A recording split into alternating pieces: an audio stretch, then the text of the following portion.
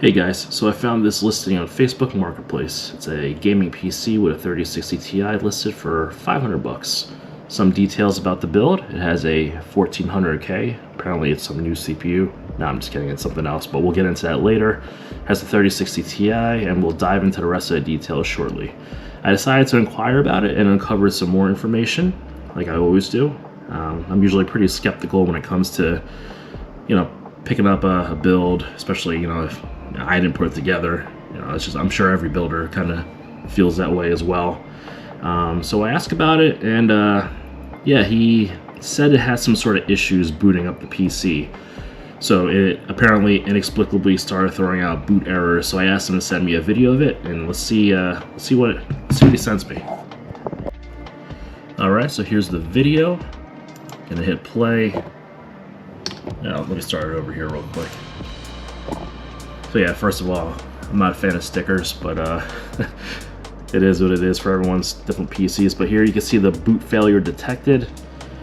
I think I know what the issue is, but you can never be sure until you actually get in there and check it out. It could be something really simple, which is what I'm thinking, or it could be something like a new hard drive, motherboard, or even the CPU. I'm not exactly too sure, but I most likely troubleshoot everything. Again, I think I know what's wrong with it, but I'm not much of a gambling guy, so I offered $300, and a little back and forth, but he decided to take it.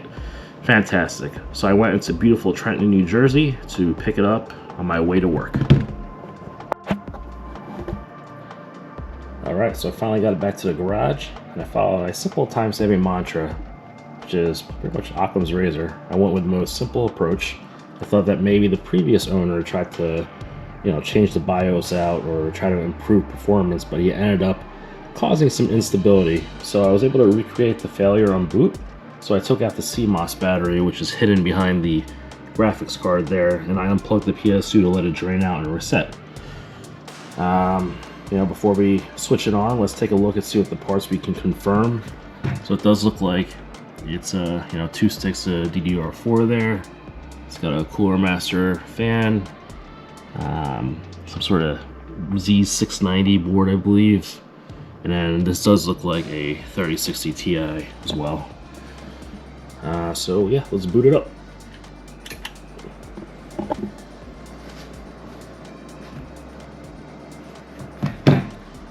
Alright, let's make sure it's on HDMI. Looks like it's booting up nicely.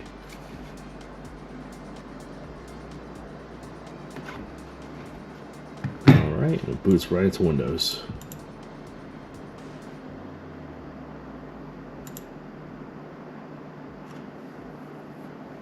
Anytime now. There we go. Alright. So yeah, it was just a simple CMOS battery reset. So yeah, sometimes it's worth it to take a gamble on a fixer-upper. If you do, make sure it's priced appropriately and that you have some sort of recourse. For example, price it at a price point where if you need to replace the most expensive component, let's say the GPU, you can still make some money. And try to do a little investigation work. Obviously, avoid any no-nos like artifacting on a GPU or boot with no heating to the CPU, like if it doesn't even get warm when you give it power. If you do, reason that into your pricing, and in this case I saw that it could boot up, get into the BIOS, and obviously no video-based issues. So in my mind, I thought it was possibly some configuration issue, or maybe the SSD wasn't accessible anymore. So I guess worst case scenario, I need to get a new NVMe.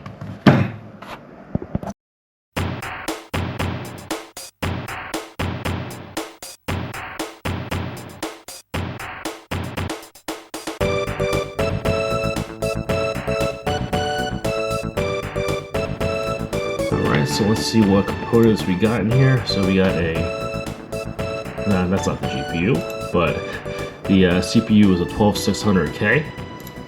Got 16 gigabytes of DDR4 at 3200 meg transfers.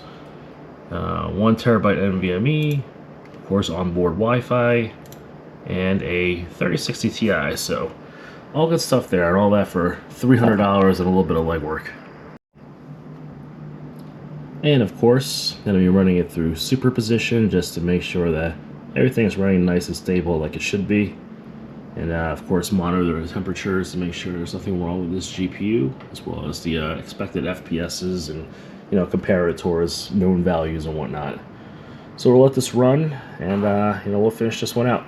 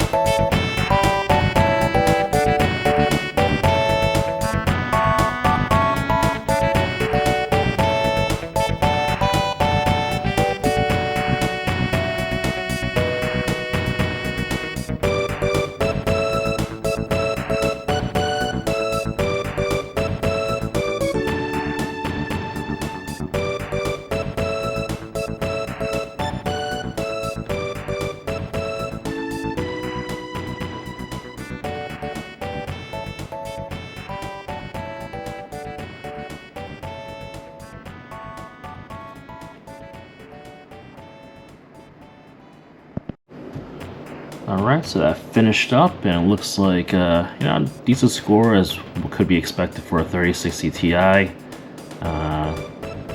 decent temps as well. Looks like the max it ever got was 70 degrees Celsius, so pretty nice. So yeah, this turned out pretty nice. Luckily I didn't get burned and had to replace something expensive like a GPU or a CPU. It just took a few minutes of my time, and just reset the CMOS battery. So yeah, keep an eye out for those broken gaming PC posts on Facebook, and of course do your due diligence and make sure it's not something that is irreparable or not worth your time. But yeah, this was a fun one, guys. All right, catch you guys later.